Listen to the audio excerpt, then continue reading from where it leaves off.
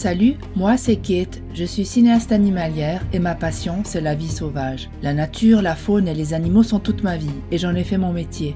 Je réalise des documentaires et des films engagés depuis une vingtaine d'années et j'ai aussi créé la Fondation Marthe, mouvement pour les animaux et le respect de la terre pour mieux protéger les causes que je défends. Je mène des enquêtes contre la maltraitance et j'organise des actions en faveur de l'environnement.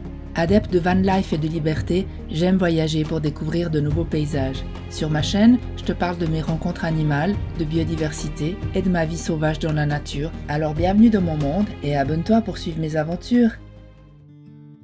Dans ce reportage, on va parler de lapins. Moi je les adore, ils m'apportent tellement de joie et de bonheur, ce sont de vrais rayons de soleil. Malheureusement, les besoins élémentaires de la majorité des lapins domestiques ne sont pas respectés. Et cela aussi bien au niveau de leur détention, de la nourriture qu'on leur donne ou du manque de soins dont ils sont victimes. Les lapins sont des êtres adorables et attachants, surtout si on leur procure tout ce qu'il leur faut pour mener une vie heureuse. Dans cette vidéo, on va aborder tous les points importants à respecter afin de leur assurer le bien-être et le bonheur qu'ils méritent. Pour cela, je me rends au refuge de la Boucherie à Saxon pour retrouver Véro, une amie qui consacre aussi sa vie à venir en aide aux animaux et qui est ici responsable des lapins. Mais avant cela, je vais faire un petit détour au magasin pour leur apporter des bonnes choses à boulotter. C'est parti!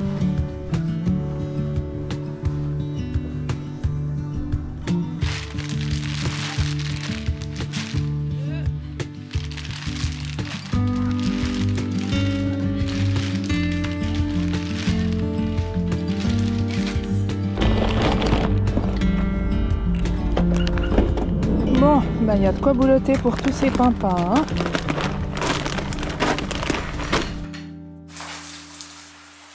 Bon, alors Véro, parle-nous un petit peu de ces lapins, là, nos petits protégés. Pourquoi il y a une interdiction en Suisse, notamment, d'avoir des lapins tout seuls?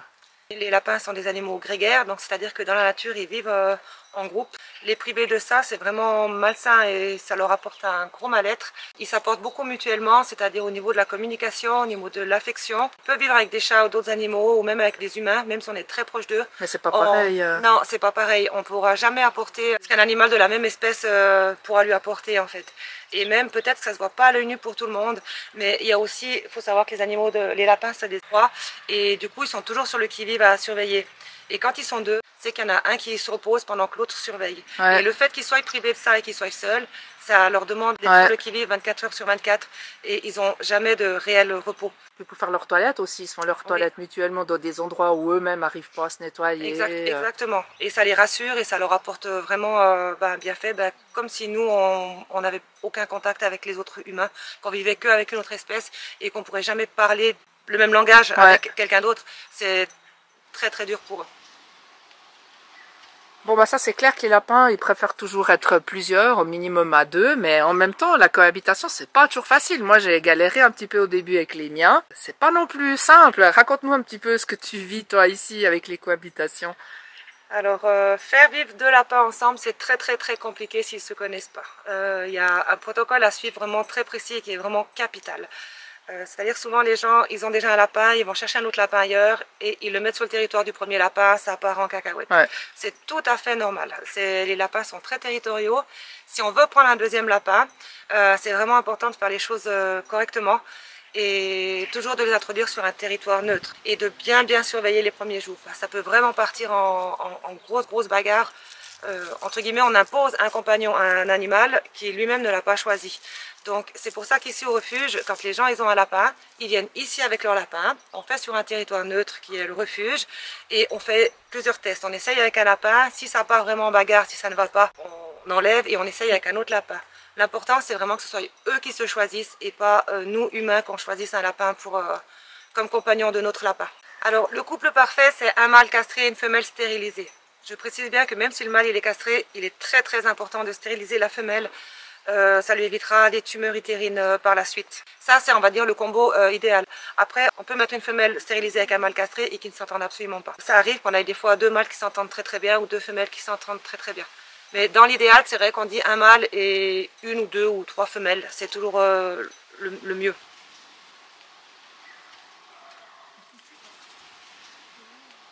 Bon, on va maintenant parler de nourriture, le sujet sensible pour nous, car on constate que trop souvent, les lapins sont nourris de manière inappropriée.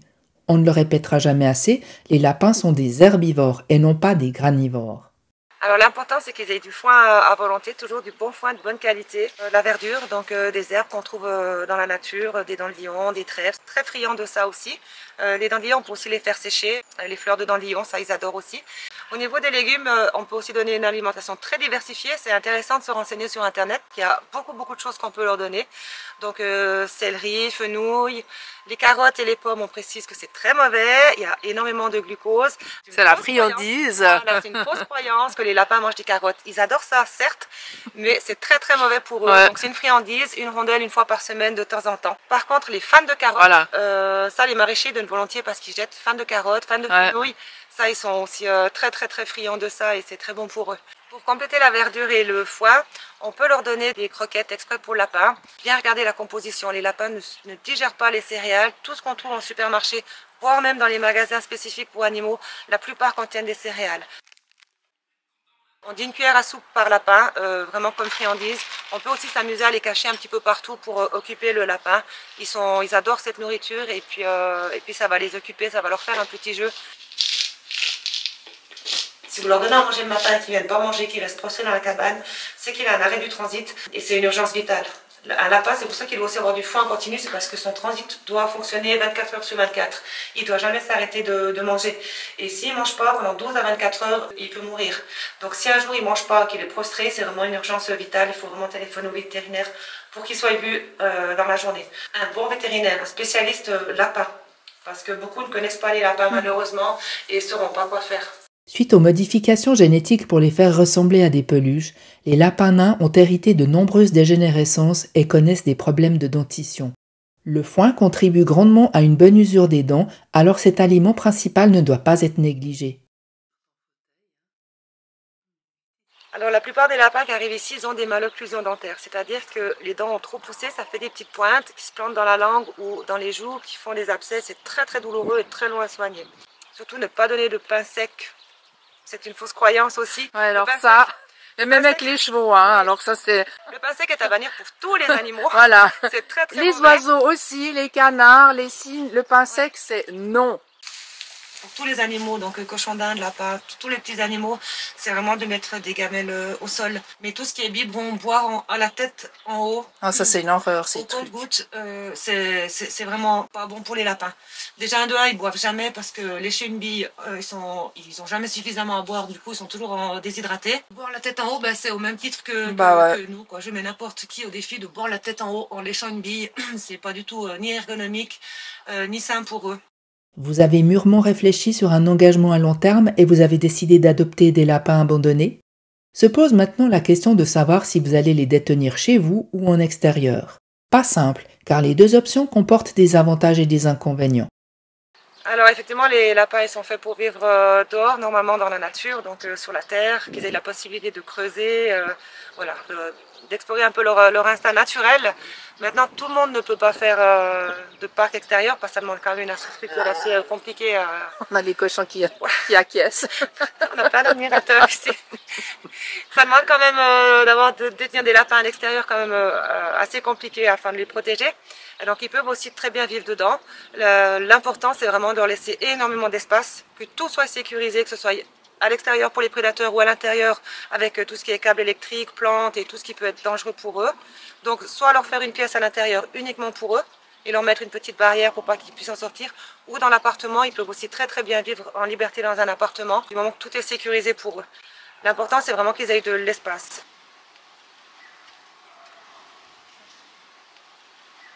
Donc les cages, les clapiers, on oublie. C'est non. D'accord.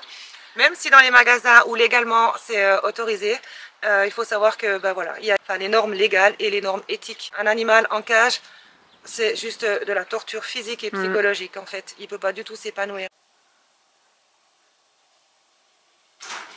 Un lapin, il a besoin de courir, que ce soit dedans ou dehors, il a besoin de courir, de se mettre debout, de se cacher. Ils sautent, ils font des binkies, voilà.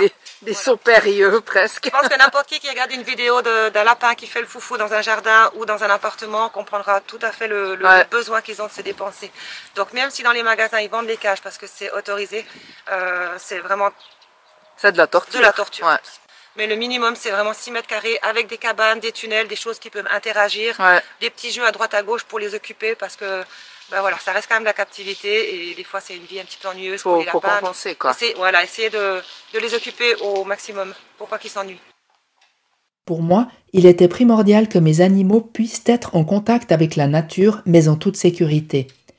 J'ai donc investi dans une grande volière totalement sécurisée de tous les côtés que j'ai posée sur un sol en dur et sur lequel j'ai ajouté des copeaux et des matières naturelles. La journée, ils vivent dehors et la végétation sur le toit leur apporte l'ombre et la fraîcheur durant l'été. Et le soir, je les rentre à l'intérieur car j'ai des fouines et des renards pas loin et bien que ma structure soit 100% sécurisée, je ne veux pas que mes animaux vivent dans la terreur chaque nuit. Dans la nature, les lapins de Garenne creusent des galeries sous terre pour se protéger des prédateurs, du chaud et du froid. Mais en captivité, comment leur procurer les mêmes conditions en fonction des saisons? Les lapins supportent très très bien le froid, mais il y a quand même certaines conditions à respecter. C'est-à-dire qu'il faut vraiment qu'ils aient une cabane qui est bien hermétique, même si elle est en bois. Souvent les gens ils ont des clapiers, puis en haut il y a la grille, et ça va pas. Il faut vraiment qu'il y ait un endroit qui soit carrément fermé, qu'il y ait juste un trou, ils puissent rentrer, qu'ils soient vraiment à l'abri de la pluie, du vent surtout aussi, et puis toujours avoir de la paille, beaucoup de paille et de la paille sèche. Et aussi l'importance qu'ils soient à deux, c'est qu'ils se tiennent chaud.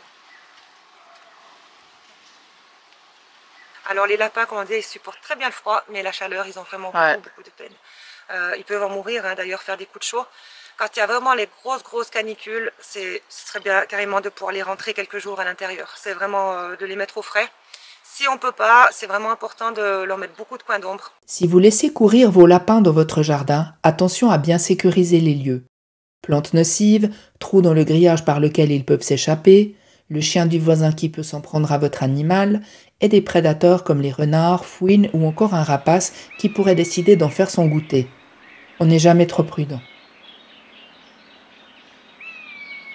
Si vous n'avez pas de jardin, voici quelques conseils pour bien préparer votre appartement à accueillir vos lapins.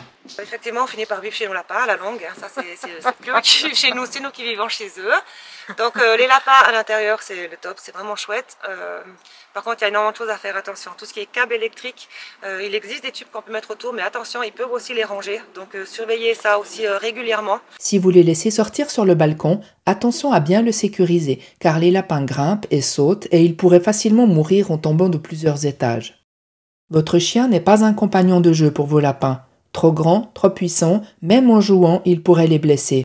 Et puis n'oublions pas que les lapins sont des proies et que l'instinct de prédation de votre canidé pourrait se réactiver très rapidement. Et puis alors les enfants, tous ces petits enfants qui veulent des petits lapins. Alors les enfants, comment dire pour rester diplomate? Les enfants sont adorables, ils aiment les animaux. Maintenant, il faut bien être conscient que les enfants, ils n'ont pas la capacité de se gérer eux-mêmes.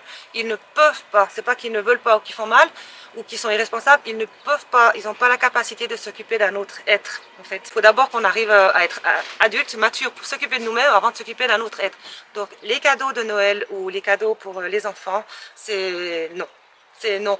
L'enfant, il peut très bien vivre avec le lapin, être un amour, mais la responsabilité, elle incombera toujours aux parents. Beaucoup de gens pensent que les lapins, c'est l'animal de compagnie idéal pour les enfants, mais pas forcément. Voilà. Ils peuvent très bien cohabiter si l'enfant il est bien éduqué et qu'on lui explique qu'on ne porte pas un lapin, le lapin déteste ça, et qu'il faut aller toujours doucement. Et il y a vraiment des gestes, une approche à avoir avec le lapin. Pour résumer, les lapins sont des animaux très craintifs. Un environnement bruyant, par exemple avec des enfants en bas âge qui pleurent et crient beaucoup ou qui courent partout dans la maison, ce n'est pas du tout une situation adéquate pour des lapins ou des cochons d'Inde. Alors l'important, comme on disait, c'est qu'il faut beaucoup d'espace pour les lapins et beaucoup de choses où ils peuvent interagir. Des cabanes, des tunnels, tout ce qui peut les occuper en fait. Idéal pour les lapins qui sont à l'extérieur, beaucoup de gens achètent les clapiers parce que c'est un peu tout ce qu'on trouve pour les lapins en fait. Ils sont chers et pour moi, au niveau des tailles, ils ne sont pas du tout adaptés. Donc je pense que des fois, il faut qu'on ouvre un petit peu notre imagination puis qu'on cherche d'autres choses. Nous, les cabanes qu'on a là, typiquement, c'est des cabanes pour ranger le matériel les outils de jardin en fait. Alors elle est un petit peu haute, il n'y a pas besoin de soyez aussi haut, mais on peut trouver, voilà, pour moi ça c'est l'idéal, c'est des cabanes comme ça. Mais tu peux rentrer dedans, tu te pètes pas le dos au moins, c'est bien. Ouais, je peux nettoyer facilement. Puis là alors t'as mis, c'est des igloos pour chiens ou bien qu'est-ce que t'as trouvé? Oui, bah en fait, comme nous on n'a pas beaucoup de moyens, c'est beaucoup de la récup. Et puis je pense que pour les gens ça peut aussi être des bonnes idées en fait, de regarder sur ces sites tout ce qui est un petit peu récupérable, qui est à moindre coût et puis qui fait les lapins sont vraiment tout heureux. On n'est pas obligé d'acheter des trucs vraiment spécifiques pour les lapins qui coûtent une blinde. Souvent, c'est en bois, donc au bout de... De toute façon, ils détruisent tout, donc voilà. Souvent, c'est foutu. Donc, des fois, il ne faut pas avoir peur de réfléchir ailleurs. Et puis, ça, c'est un abri pour les... Les tondeuses à gazon, Voilà, là. pour les tondeuses Les fameuses tondeuses robots tueuses de hérissons. Et voilà, exactement. Bah, avec le soleil, ils adorent aller là-dessous. Ou quand il pleut, ils adorent aller là-dessous. Puis alors, explique-nous le sol, là. Qu'est-ce que tu as mis au sol Alors ça, c'est des écorastères. Des plaques de plastique, en fait, qu'on a remplies de terre. Ni les renards, ni les lapins peuvent creuser. D'accord. Après, il faudrait rajouter une bonne couche. Oui, pour qu'ils rangent le plastique. Puis pour les pattes aussi, là, c'est Ouais. l'idéal, mais avec la pluie, tout s'est affaissé, donc on va remettre une bonne couche. Même si vos enclos sont grands, cela reste néanmoins de la captivité et il ne faut pas négliger d'occuper vos animaux. Véro nous donne une astuce facile et pas chère pour amuser vos lapins. Nous, on prend des baies de papier, rouleau de papier toilette, on met des friandises au milieu, du foin de chaque côté, on fait des petits trous, et puis on leur donne, et puis ils sont vraiment ravis, ils adorent. Si tu es toujours devant ton écran à ce stade de ma vidéo, c'est que tu n'es pas découragé par toutes nos recommandations. Sache que si tu décides d'adopter des lapins, une fois les contraintes énumérées dans ce petit film, tout le reste ne sera que du bonheur. Les lapins sont drôles quand ils jouent avec toi ou entre eux. Leurs courses-poursuites dans le corridor me font toujours autant rigoler. De même que je les trouve craquants quand ils font leur toilette ou dorment paisiblement. Ils sont attachants et ils adorent les câlins. Oh, mes amours. Oh, une petite nénouille d'amour. Ma fillette. Et je m'amuse à leur préparer des cachettes et des parcours de gymnastique pour les maintenir en forme et les occuper. Tu es prêt à te lancer dans l'aventure des lapins? Véro se fera un plaisir de te présenter ses protégés à l'adoption. Ici, une petite femelle handicapée, mais dont la qualité de vie n'est pas altérée. Elle avait la patte, on l'avait récupérée avec la patte coupée en deux. Oh mon Dieu. Qu'on a dû amputer, puis elle vit très très bien comme ça. Donc elle se débrouille vraiment très très bien, hein? Ah, mais il n'y a aucune différence avec les autres, aucune.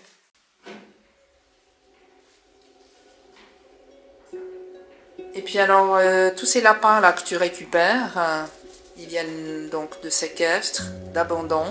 Et oui, c'est soit des séquestres, on est mandaté par le service vétérinaire, soit énormément d'abandon. Les dernières, c'était dans une déchetterie enfermée, elles n'ont aucune chance. Mettez-les juste où il y a du passage, qu'elles aient au moins une chance. Bon Véro, ça fait des années qu'on se connaît, je t'ai toujours vu prête à aider les animaux, batailler pour leur bien-être, à vraiment voilà, trouver des solutions. T'as jamais dit non quand il fallait sauver un animal. Quand on sait le nombre d'abandons, il y a beaucoup de lapins quotidiennement. Les gens qui veulent t'aider, ils peuvent faire quoi? La première chose, c'est déjà de sensibiliser les gens, c'est ce qui nous aiderait déjà énormément, c'est d'arrêter de faire des portées. Si vous avez des amis qui ont des lapins, qui veulent juste faire une portée, déjà rien que de leur dire non, stop, ça nous aiderait déjà beaucoup parce que c'est le problème en fait. Les abandons. Des abandons, c'est-à-dire qu'on fait juste une portée, mais c'est une portée qui va faire 5 lapins qui vont chacun faire une portée et ainsi de suite, et qui nous engorgent les refuges en fait. Ce qui nous aide aussi beaucoup, c'est d'adopter justement chez nous des lapins qui sont en bonne santé, qui ont été élus par le vétérinaire, qui sont castrés, stérilisés, et pas faire fonctionner justement les magasins, les animaleries. Les particuliers qui vendent, voilà, ils peuvent avoir des élevages, mais la plupart c'est des naisseurs, comme on appelle ça, c'est-à-dire qu'ils font des portées pour vendre les lapins. Pour le profit. Et souvent ils vendent 2 mâles, 2 femelles, enfin ils savent pas les sexes, et puis ça, tous les lapins finissent chez nous une bonne partie. Donc, Soigner, castrer, stériliser tout ce petit monde a un coût. Alors toute aide financière contribuera à sauver des lapins de la misère. Le refuge doit encore effectuer des travaux pour améliorer les enclos et il faudrait agrandir l'infirmerie actuelle. Alors moi, ce que je te propose, c'est de parrainer un lapin du refuge. Tu peux aussi faire un don ou alors un bon dans des commerces comme Maxi-Zoo ou leur fournir du matériel comme des caisses de transport, des maisonnettes ou encore des couvertures. Le refuge a toujours besoin de bénévoles pour prendre soin de tous les animaux recueillis. Pense également à partager les annonces de placement car chaque animal qui retrouve une famille libère de la place pour en sauver un autre. Merci d'avoir visionné ce reportage, le premier d'une série sur le bien-être des animaux. Si ce n'est pas encore fait, abonne-toi à TV Marthe et à ma chaîne Kate Sauvage pour ne pas manquer les prochaines vidéos. À bientôt!